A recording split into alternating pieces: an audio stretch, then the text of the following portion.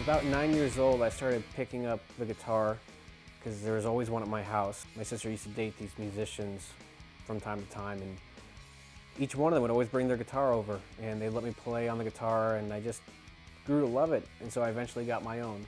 It turns out that I had this natural gift to just play, and it came easy to me. When I first started playing guitar, I was really into classic rock. I would listen to bands like Queen, The Who, and then when I got into my teens, I got more into the heavier things like Meshuggah, Pantera, Opeth, all the dark, heavy bands. And as my musical journey began to mature, I started listening to more technical stuff like the jazz, fusion-y sort of things like Alan Holdsworth, anything that had ambience to it. I'm always on that search for that perfect guitar sound, whether it's clean, semi-hollow jazz guitar sound or heavy or acoustic.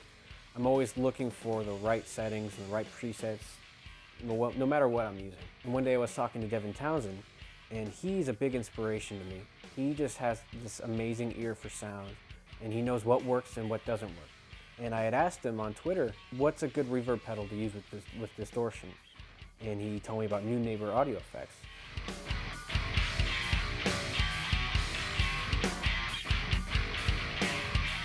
And I just instantly fell in love.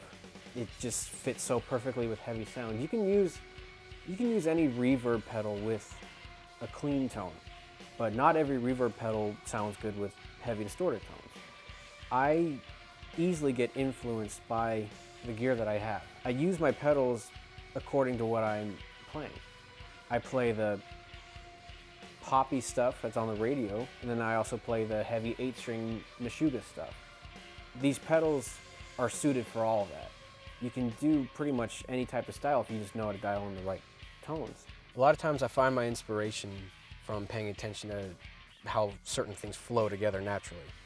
I've been studying martial arts for about 7.5 years, and one thing that I've always trained myself in, or at least to train my muscle memory in, is to just react naturally and let everything flow the way it should be without trying to force it.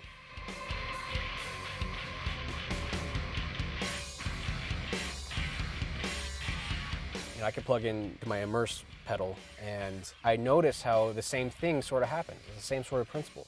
You know, you could be playing different notes, and naturally, the last note you played kind of blends in with the new note that you played.